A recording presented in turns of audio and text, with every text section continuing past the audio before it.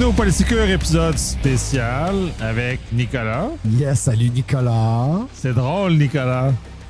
Ça fait longtemps qu'on l'a pas fait, celle-là. Non, mais j'aime vraiment ça. Toutes les fois que on fait cette intro-là, que là, c'est salut Nicolas. Puis là, c'est comme une grosse écho, là. Ouais, on s'amuse beaucoup avec ça. Ça fait longtemps qu'on l'a pas fait d'ailleurs, cette écho-là. Au moins 20 minutes. Non, on l'a pas fait dans le dernier 20 minutes. On s'était gardé une gêne dans le précédent. Fait on revient à nos vieilles habitudes. On revient dans nos vieilles pantoufles. Cette fois-ci, tu m'as suggéré qu'on aborde la souveraineté numérique. Oh yes. C'est un sujet qui est très intéressant. T'es en quelque sorte dans l'œil de l'ouragan. Parce que autant tu as travaillé chez Google avec le partenaire avec Sense, qui est à l'aise, et dans le contexte où tu es rendu maintenant chez Palo, tu es quand même exposé à cet environnement-là parce qu'il était négligeable au moment où on en parlait il y a quelques années. Maintenant, il l'est plus parce que c'est le centre de la conversation. Fait que je veux t'entendre un peu sur cet aspect-là parce que les choses ont tellement changé depuis. Et le contexte dans lequel tu es confronté maintenant t'expose davantage à cette réflexion-là. Ce qui, quand tu étais chez Google, n'était pas le centre de ta réflexion. Là. Ben, quand j'étais chez Google, je savais même pas que ça existait. OK? Fait que là, pour ceux qui écoutent, je vais remettre un peu de contexte sur c'est quoi cette affaire-là qui se passe en France, de l'autre bord de l'océan, avec Thales puis Google Cloud. OK? Pour te donner, pour le vulgariser, là, imagine une franchise de McDo ou de Tim Hortons. En gros, quand tu as une franchise de McDo ou de Tim Hortons, c'est toi, comme franchisé, tu fais un investissement, tu vas acheter le building, tu vas acheter la recette pour savoir comment faire des burgers ou des beignes, tu vas l'opérer, puis tu vas avoir toutes les meilleures pratiques du franchiseur, mais c'est toi qui vas rouler ta business. Donc, quand tu es un McDo ou un Tim Hortons, c'est un moi Inc. C'est pas un business corpo. Donc, c'est vraiment une petite PME qui porte l'enseigne de la grande corporation. Tout ce que je viens de te décrire là, c'est exactement ce qui est en train de se passer avec ce qu'on appelle le Google Cloud Dedicated. Donc, GCD. Le Google Cloud Dedicated, ce que c'est en gros, c'est Google a bien réalisé qu'il y avait une demande pour avoir des clouds souverains, mais des clouds souverains qui sont à propriété d'un autre pays, qui ne sont pas propriété d'une compagnie américaine. Donc, ce que Google a fait à deux places. Donc, pour le moment, c'est en France et en Allemagne. Ils ont fait des partenariats avec des compagnies locales. Donc, dans le cas de la France, c'est avec la compagnie Thales. Il y a eu un partenariat entre Thales et Google, où est-ce que Thales a créé une nouvelle compagnie qui s'appelle Sense, S3NS. Donc, c'est comme ça que c'est écrit, sense.io, si vous voulez aller sur Internet. Cette compagnie-là est propriété majoritaire de Thales. Donc, une entreprise française est propriétaire de ça. Ce que Google a fait, pour la référence par rapport au franchisage, c'est que Google a donné la recette de Google Cloud à l'intérieur de ce partenariat. Ça a été ça leur rapport. La recette, c'est deux choses. C'est le hardware, c'est le software. Donc, le hardware étant comment bâtir un data center, donc comment avoir les bons serveurs, le bon storage, le bon network, exactement suivant la recette de Google, mais propriété de Sense. Donc, pas propriété, opéré par. Opéré par Sense. Non, mais la propriété demeure quand même de chez Google. En fait, il y a deux. La recette, c'est comme quand tu parles dans l'idée de franchiser, la recette appartient quand même au franchiseur. Le franchisé opère la recette du franchiseur. Ça, il faudrait demander aux spécialistes. Ce que j'en ai compris, c'est qu'il y a deux versions de Sense, OK? Il y a la première qui s'appelle Cryptance et la deuxième est Premiance. Donc, Cryptance, ce que c'est littéralement sur Google Cloud. Donc, ce n'est pas propriété de Sense. Sur Google Cloud, on va appliquer des règles de souveraineté numérique à même le folder. Donc, pour ceux qui connaissent un peu comment Google fonctionne, on a le org. À l'intérieur du org, on peut créer des folders. Dans le folder, tout ce qu'on met dans le folder, il va y avoir des règles, des org policy. Je n'arrive pas à trouver la traduction politique. Donc, le org policy va dire tout ce qu'on met dans ce folder-là doit respecter les règles X, Y, Z.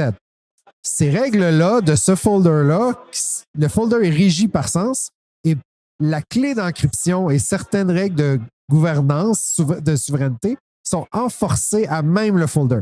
C'est-à-dire qu'un client français qui crée sur Google Cloud un folder pour mettre des workloads, du moment qu'on allume la machine virtuelle ou le Kubernetes, le cluster Kubernetes, automatiquement, les règles de gouvernance du folder vont s'appliquer.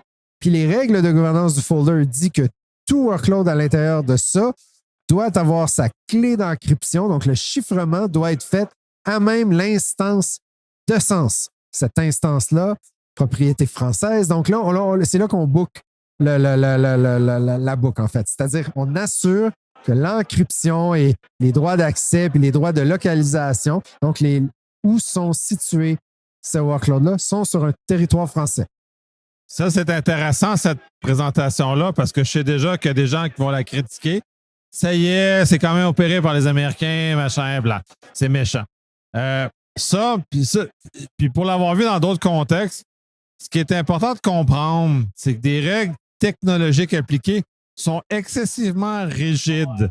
C'est pas comme des règles entre humains où on est capable de comme tolérer ou tordre un peu les règles, parce que quand on négocie entre humains, on va tendance à tordre un peu, ou comme on regarde le système de justice, il y a cette espèce d'espace d'interprétation qu'un humain qui va arbitrer quelque chose pour avoir un état. La machine, elle l'arbitre pas. La machine exécute les règles telles qu'elles sont. C'est ça. Et ça, c'est très important. Puis j'ai vu beaucoup de contextes. Puis là, je vais faire de la parenthèse qui est une parenthèse M305, malheureusement, avec les étiquettes dans l'environnement M305. Et j'ai été confronté il y a quand même plusieurs années, et ceux qui l'écoutent, vous reconnaîtrez. Je m'étais fait assiner sur le fait, oui, mais les règles, machin, moi, je veux telle affaire. Je les avais avertis. Vous savez, si on applique des règles, les règles ne sont pas négociables. S'ils sont appliquées telles quelles et vous allez les vivre jusqu'au bout. Il n'y a pas un bouton, ouais, ça ne tente pas aujourd'hui, je fais le pas parce que ça, c'est impossible. La règle, elle est là, elle est appliquée. C'est une règle technologique. Aucune négociation. En l'espace de 24 heures, le projet pilote a terminé parce que les gens ne pouvaient pas tolérer les règles qui étaient appliquées. Mais c'est les mêmes règles qu'ils m'avaient exigées, sur lesquelles je l'avais dit, non, faites pas ça, c'est un mauvais plan, parce que vous allez mourir avec ça, parce que ça se peut pas. Et la compréhension. Donc, pour revenir à ce que tu dis, et c'est important de comprendre, ces règles-là sont enforcées, sont appliquées de façon brutale, même si on prétend, oui, mais c'est quand même américain, les règles sont appliquées de brutal. Et il y a une clé de chiffrement, et ceux qui ont minimalement une base en crypto vont comprendre que tu peux essayer de faire une crise du bacon, même chez Google, à l'intérieur de chez Google, la crise du bacon ne cassera pas la crypto qui bloque le démarrage des payloads qui va avec. Fait que ça, c'est un avantage que je trouvais nécessaire parce que j'en vois beaucoup de textes sur LinkedIn qui disent à peu près n'importe quoi sur la souveraineté.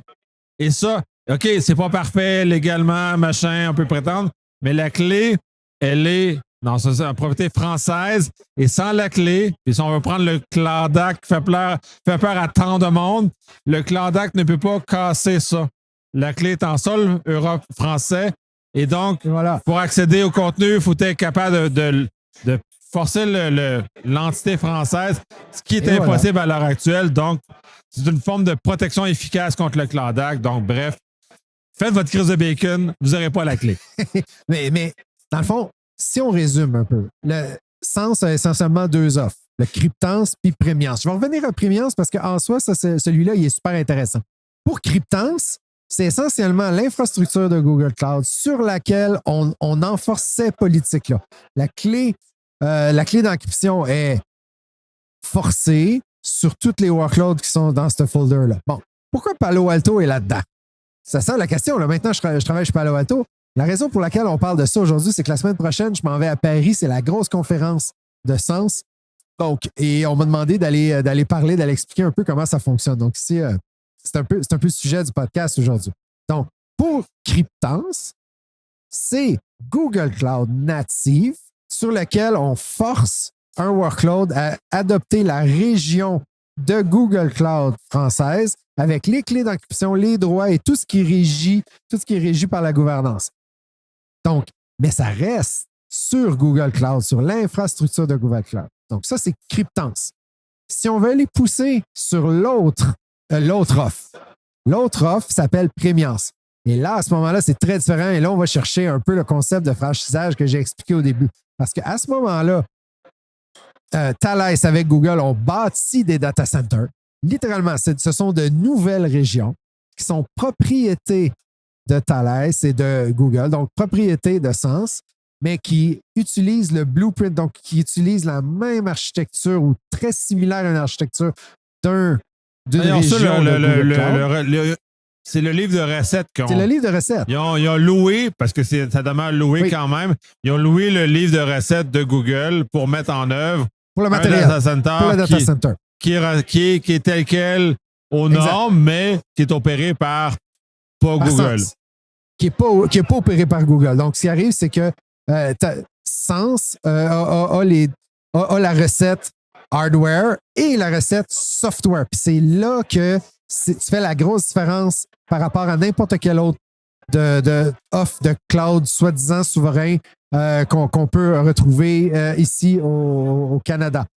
Donc, la différence, c'est que le logiciel, c'est aussi une copie du logiciel de Google Cloud. Donc, on a des systèmes comme BigQuery, on a des services comme Google Compute Engine, comme Google Kubernetes Engine, on a du PubSub, on a du Cloud Storage, on a évidemment, ce n'est pas 100% des produits. C'est un subset, mais c'est essentiellement les produits les plus importants de Google, mais les produits logiciels. Donc, non seulement on a donné le hardware, la recette du hardware, mais on a donné la recette du logiciel et Sens opère ça. Puis la raison pour laquelle moi, je m'en vais là-bas, c'est parce que Palo Alto veut pas. Nos clients s'attendent à avoir certaines technologies de Palo Alto sur ces clouds souverains-là. Numéro 1, c'est les firewalls.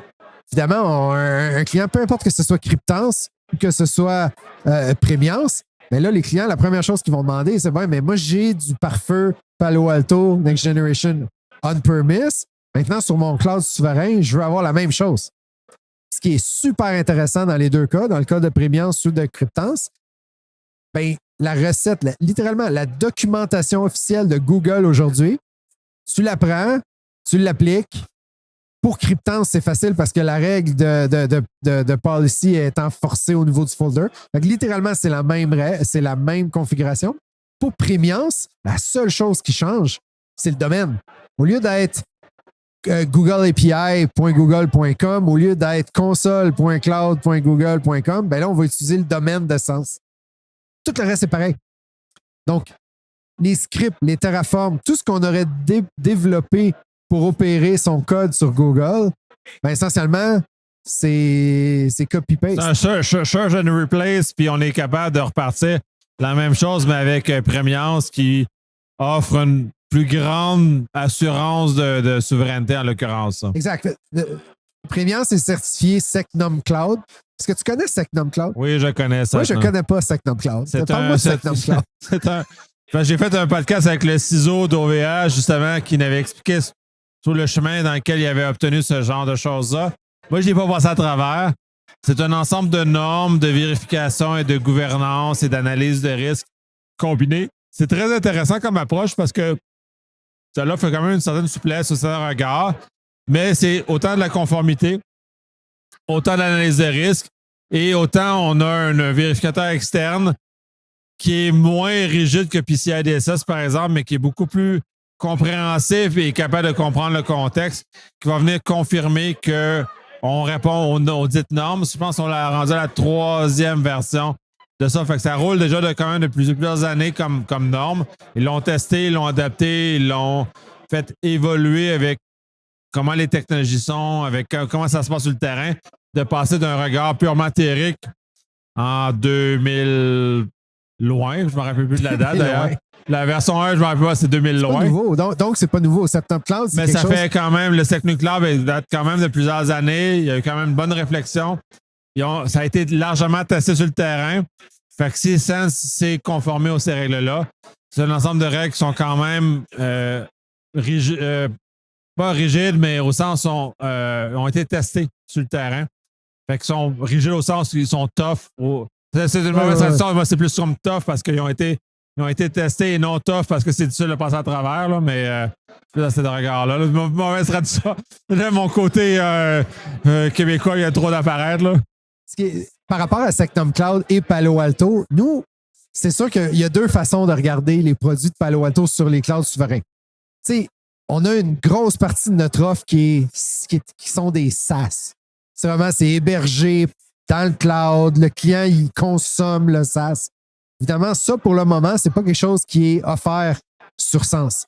Ce qui va être offert sur Sense, c'est tout ce qui est basé sur des VM, sur des machines virtuelles, qui sont essentiellement la même technologie qu'un client pourrait avoir une prémisse, mais là, il l'amène dans son cloud souverain. Donc, on parle chez Palo Alto des VM Series, donc les Firewall Next Gen. On parle de Prisma Airs, le AI Runtime, donc le Firewall à AI, qui permet de bloquer contre Prompt Injection, DLP, toutes les attaques. Donc, encore là, c'est VM-based. Panorama, la console de management des firewalls, c'est une VM en soi. Fait que cette VM-là, on peut la porter sur autant Cryptance que sur Premiance. Puis le dernier qu'on a, c'est XOR. Donc, toute l'orchestration pour faire de l'incident response. Encore là, c'est une VM, ce n'est pas un SaaS. Donc, par défaut, tous les produits de Palo qui sont VM-based, donc les 4 que je t'ai mentionnés, ben, peuvent être déployés sur Premiance ou sur Cryptance, puis être conformes à la réglementation Sectum Cloud. C'est très intéressant parce que c'est quand même une exigence qui est quand même tough à atteindre. Pour avoir eu la conversation avec le ciseau d'OVH, c'est pas un chemin facile. Fait que la barre est très haute, donc c'est avoir réussi à passer à travers ce degré de conformité-là, c'est quand même exceptionnel. Donc, ça donne un degré d'assurance que l'opération, tout le fonctionnement respecte les normes dites souveraines selon le regard que ça a. Fait que ça devient très intéressant. Mais ce que tu mentionnes, c'est intéressant aussi parce que, tu sais, la réalité du cloud, c'est des VM-ish tout le temps, c'est de l'infrastructure. Et je pense qu'on a perdu un peu avec le temps la compréhension de ce que le cloud. C'est pas info magique. Il y a quand même de la technologie en arrière. C'est de la mutualisation. Fait qu'on finit par partager de toute façon. C'est ça. Moi, je vois le cloud comme du logiciel d'abord et avant tout. Quand on me dit le cloud, c'est des serveurs qu'on héberge, oui, on peut parler de ça, mais à la fin de la journée, le cloud, c'est du logiciel. C'est la capacité de rouler du software. Malheureusement, il y a beaucoup de l'offre soi-disant souveraine qui est offerte sur le marché aujourd'hui, qui est basée sur des VM. Donc la VM en soi, il n'y a pas de valeur là-dessus. Ce qui a une vraie valeur du cloud, c'est la dématérialisation, c'est les microservices, c'est l'élasticité à l'infini. Ben, c'est la mutualisation, c'est notamment l'élasticité. L'élasticité est un des éléments fondamentaux. Si on prend la définition du NIST qui définit les éléments de cela, parce que je l'enseigne, et un des éléments importants, c'est l'élasticité. Si tu n'as pas d'élasticité, c'est pas considéré du cloud en tant que tel parce que c'est l'élément de base. Et si on va dans une VM pure et dure, il n'y a nécessairement pas d'élasticité associée à ce genre de choses-là. Là. Il n'y a pas d'élasticité là. Tu sais, ce qu'on veut, c'est rouler des containers. Ce qu'on veut, c'est prendre notre application, c'est la fragmenter en microservices, puis de se dire, je vais prendre une application de paiement en ligne ou une application de commerce de détail en ligne, mais là, je vais avoir une application pour le front, un microservice pour le front-end, un microservice pour le cart, un microservice pour la recherche, un microservice pour des recommandations, un microservice pour le paiement, un microservice pour ton historique d'achat. Puis là, par la suite, selon la demande, on va allumer plus ou moins de containers de ce microservice-là. Mais ça va être stateless, ça va être quelque chose qu'on peut détruire à la demande. Il n'y a pas de système d'exploitation en arrière de ça. Donc, la magie du cloud, elle opère là. Donc, maintenant, d'être capable de le faire sur un cloud souverain, là, c'est intéressant parce qu'on n'est pas limité à rouler des machines virtuelles sur notre cloud et donc avoir toute la série de dépendances à VMware, de la série de dépendances à Windows, à toutes sortes de logiciels qui sont, à la fin de la journée, superflus. Ce qu'on veut, c'est rouler l'applicatif. L'applicatif, c'est l'applicatif que qu'un développeur a codé. Et donc, si on est capable de combiner cette application moderne-là à la souveraineté de son infrastructure, là, c'est gagnant-gagnant. Là, on rentre dans vraiment la prochaine génération d'un cloud souverain. J'ai l'impression qu'il y a beaucoup des systèmes aujourd'hui qui roulent, qui ont tardé à être modernisés. Puis que si on les modernise, ben maintenant, on va les rouler sur des vraies infrastructures. Je suis plus que d'accord avec toi. Puis c'est un peu un regard sur le fait que le passage au cloud, pour beaucoup de gens, ça a été genre, j'envoie mes problèmes ailleurs, mais je ne sais pas ce qui se passe. Et plusieurs clouders, ce qu'ils ont fait, c'est qu'ils ont juste pris ce qui existait déjà sur site, puis ils l'ont mis dans le cloud, puis ils l'ont mutualisé, c'est-à-dire qu'ils ont juste pris une plus grosse instance de ce qu'il y avait sur site et ils l'ont partagé à plusieurs clients. Le problème de ça, puis quand tu arrives en souveraineté numérique, comme tu le mentionnes, c'est que ça ne fonctionne pas parce que la souveraineté exige une partition claire de tes services, donc de l'opération de ton compute. Et pas tout le monde sont prêts à couper le compute pour le permettre de fonctionner que dans un territoire défini, parce que c'est ça la souveraineté. On a un territoire, dont la France, parce qu'ils sont très vocales là-dessus. Territoire français, bien là, tu as découpé ton logiciel pour qu'il fonctionne que sur le territoire français et donc tu l'as fait comme ça. Quand beaucoup d'opérateurs ont décidé, on a un regard mondial, il n'y a pas de découpage, on partage genre un gros serveur d'email à travers la planète au complet, puis tout le monde est branché dessus. Fait que c'est sûr que pour l'opérateur, il y a une économie de coût très importante. Mais quand on embarque dans la souveraineté, là, on est complètement à l'opposé de ça. Et là, il faut recommencer à partitionner dans des plus grosses partitions, comme c'est des partitions nationales. Mais il y a quand même des complexités sous-jacentes d'anciennes technologies qui, quand même, existent en cloud. Je suis vraiment très emballé par cette idée-là. Sens a lancé son offre en GA, donc en General Availability, c'est-à-dire que là, c'est vraiment en production. Ça a été lancé en octobre. Là, ce qui se passe, c'est que au mois de février, ben, il va y avoir la conférence, le Sens Summit. C'est là qu'on m'a demandé d'aller participer, d'aller expliquer exactement pourquoi la technologie de Palo Alto et comment la technologie de Palo Alto peut fonctionner sur ce cloud souverain-là. J'ai vraiment très hâte à la suite des choses parce que, évidemment, la souveraineté numérique avec les clouds comme ça va juste continuer à croître. Je suis convaincu que Google va arriver avec cette offre-là ailleurs. J'espère que ça va venir au Canada. Et à ce moment-là, maintenant, la question qu'on va devoir se poser, c'est bon, ben, on a-tu un équivalent de Secnum Cloud au Canada? Est-ce qu'on a ça? Fait que ça, c'est une bonne question pour le spécialiste que tu es. La réponse est non. Oh. À ce site-là, non, parce que on n'a pas eu de réflexion comme ça encore ici. On est un peu en retard. On se réveille. Avec ce qui s'est passé depuis la dernière année, on est en train de se réveiller à cet état-là. Mais la maturité, comme la France ou l'Europe en général eux, ils ont réfléchi pendant plus longtemps. Fait qu'on ne peut pas arriver au même stade au même moment. Et ça va exiger, puis je le mentionnais, à beaucoup d'opérateurs cloud actuels de devoir couper leurs services dans un point de vue national et d'arrêter de vouloir le concentrer dans des grands blobs semi-internationaux ou par très grandes régions. Fait qu'il va y avoir un retour à la réflexion fondamentale de tous ceux qui ont su découper les services et qui sont, comme tu le mentionnes, vous allez être capable Google et Palo d'être capable de segmenter l'offre d'un point de vue national dans un cas de la France, parce que Sense est un exemple de matérialisation, mais ça demande un effort de réarchitecture. Et l'architecture, il faut qu'elle soit découpable, et je ne suis pas sûr qu'on est dans un univers comme ça chez tout le monde. Oui. De ce que je vois, puis là, au-delà des grands hyperscalers, il y a beaucoup de services qui n'ont jamais été réfléchis pour être découpés. Ils vont juste être réfléchis pour une croissance linéaire sans rapport avec aucun découpage national. Et je pense que beaucoup de ces compagnies-là vont devoir réfléchir leur découpage, leur architecture Il y en a qui ça va être plus facile, d'autres vont souffrir davantage.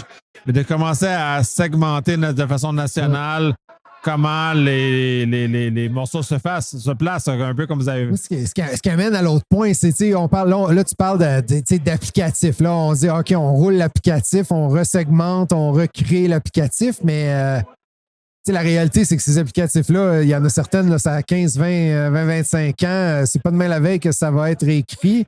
On voit ce qui s'est passé avec SACLIC. C'est pas nécessairement des processus qui sont faciles.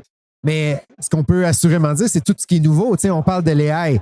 Un AI souverain sur un cloud souverain, là, on commence à aller ailleurs. Si on veut rouler le modèle localement, comment on s'assure que ça respecte certaines règles? Et encore là, on a des enjeux de gouvernance, de réglementation. C'est tout à faire au Canada. Le développement de compétences, tu parles au niveau canadien, il y a un développement de compétences, un développppement de compréhension. Parce qu'à bien des égards, on s'est laissé porter par les Américains pendant très longtemps. C'était facile. On avait la locomotive était devant nous, puis on a agi comme un wagon pendant longtemps. Là, maintenant, il faut se transformer d'un wagon à une locomotive. Il va y avoir une phase de transition parce que c'est pas facile. Le wagon, il était juste un wagon, c'est le fun. Là, il faut que tu mettes un moteur, il faut que tu mettes des choses, il faut que tu mettes un opérateur, des chefs de train. Fait qu'on a comme un chemin à faire. Je le vois que le chemin est en train de se faire. C'est très heureux parce que la capacité, la vivacité est là. Mais la réalité, c'est qu'il y a mécaniquement du temps qu'on doit faire. Il y a du temps, la compréhension qui ne peut pas aller plus vite que ce que c'est. Et la France, pour ça, tu parles de SACLIC Cloud, ils ont de l'histoire. Oui. Il faut qu'on construise notre histoire, mais ça va prendre du temps, mais il faut être patient. Parce que là où je trouve que les Français ont été... où ça a été brillant, on dirait qu'ils ont anticipé ces besoins-là, parce qu'on s'entend, là, quelque chose comme SecNum Cloud, c'est pas quelque chose que tu inventes. C'est des années de réflexion. Par la suite, si tu veux être un fournisseur qui est compatible, qui est certifié par ça, c'est des années de développement. Donc, ils n'ont pas commencé ça la semaine dernière. C'est une journée qui ont commencé il y a très longtemps pour en arriver aujourd'hui à avoir une certification et l'infrastructure pour la soutenir. Écoute, on est loin de ça ici, là. Très, très, très loin. On s'est réveillé début de l'année passée. Essentiellement, on s'est réveillé là. Quand les Français, si ma mémoire est bonne, puis lancez-moi les tomates si je me trompe, je pense en 2017 que SecNum Cloud est devenu de connaissance publique. Ça fait 9 ans là, à l'heure actuelle. Wow. Fait que c'est pas nouveau la réflexion est présente. Donc, ils ont l'expérience, ils l'ont testé, il y a eu des ratés, ils ont amélioré, ça l'a avancé. Fait que c'est un concept beaucoup plus mature. Exact. Puis, quand on aborde la souveraineté, j'ai l'impression que c'est un disque qui saute. On est tout le temps en train de rabâcher les mêmes choses over and over. Ah, souveraineté, souveraineté, souveraineté. Oui, mais il faut se donner les moyens en termes de régulation, en termes de conformité. S'il n'y a pas de règles, puis qu'on fait juste permettre à tout un chacun de clamer au effort que son cloud est plus souverain que l'autre, à un moment donné, ça... Non, mais on s'entend. Il faut des règles, il faut des normes, il faut des stratégies. Tu sais, j'en ai parlé. Là, cet épisode, je ne sais pas quand il va sortir, mais au moment où on enregistre le lundi de cette semaine, j'ai sorti un épisode, justement, je parle, c'est la ville de Munich qui a développé ses stratégies d'évaluation de ses logiciels et son offre cloud. Donc, il y a des villes allemandes qui sont en train de le faire. Il y a le SecNum Cloud. Fait qu'il y a un paquet de gens qui explorent cette situation-là avec un background beaucoup plus intéressant que les Canadiens, malheureusement en l'occurrence. Mais il y a un chemin, on devrait s'inspirer beaucoup de ce qui s'est fait ailleurs pour commencer à construire un chemin et probablement s'aligner avec le chemin qui a été fait ailleurs. Il y a une panoplie de choses, puis ça ne veut pas dire un rejet systématique des opérateurs américains. Il y a des choses intéressantes chez les opérateurs américains qu'on peut aller chercher, qui ne sont pas très graves, qu'on peut faire comme ça. Il y a des moyens hybrides comme Sense, qu'on le voit en France, où on va sur une étape plus loin qui est intéressante aussi. Et on peut aller justement littéralement avec un opérateur local qui est capable de faire d'autres choses. Si on parle le modèle français, c'est OVH, qui est l'opérateur local type Mais lui-même, l'OVH se veut être un hyperscaler international. Donc, lui-même se trouve avec un défi de travailler avec des nationalités, des régions régaliennes, parce que c'est un terme que les Français aiment beaucoup, différentes, donc de devoir naviguer là-dedans. Fait que ces multinationales-là qui nous offrent des avantages d'économie d'échelle, les Américains en menaient, les Français avec OVH en mènent quand même certaines, les Chinois en mènent, tout le monde en mène. Fait que ça, il faut regarder comment on est capable de reconfigurer le paysage. Je pense qu'à l'heure actuelle, il y a personne qui s'est vraiment posé les questions de comment on est capable de collaborer, d'opérer une infrastructure souveraine en collaboration internationale. Et c'est très difficile. Tu me mentionnais, genre, la poursuite qu'OVH a subie au Canada, qui est un exemple de cette espèce d'espace d'incompréhension de comment ça fonctionne et qu'on n'a pas de regard profond sur comment on opère à l'international tout dans le respect des législations locales et comment tout ça se fait. Fait qu'on est comme dans un flou et tout le monde essaie d'improviser. Fait que c'est très... Bref, ce qui se passe en Europe, je crois que c'est super inspirant. On devrait vraiment porter une plus grande attention. Tu sais, quand je regarde sur les réseaux sociaux ici, le sujet de la souveraineté numérique, c'est tout le temps les mêmes choses qu'on entend. On parle très peu de ce que ça se fait au Canada. J'aimerais vraiment qu'on mette un peu plus le focus là-dessus parce que ce qu'ils ont fait, tant au niveau réglementaire qu'au niveau infrastructure, ce que Thales a bâti avec Google par rapport à Sens. Moi, ça fait plusieurs années qu'il l'opère. Ça va faire 3-4 ans que ça existe. Mais là, de ce que j'en ai compris, là, moi, je suis tout nouveau dans ça. Là, Palo Alto vient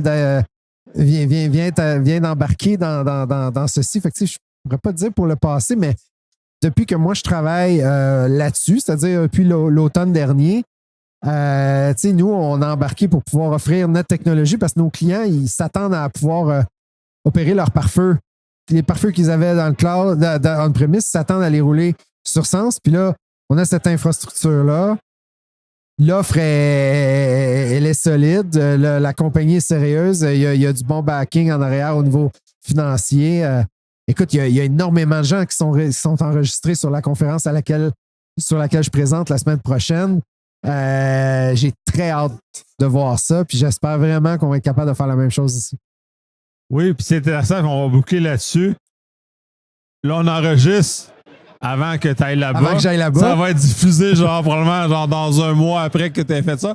J'ai très hâte de voir comment tu vas vivre ton expérience. Oui. On va devoir faire un post-mortem de ça parce que c'est super intéressant parce que les Français sont très, très ouverts, très dans la discussion, très dans le débat là-dessus.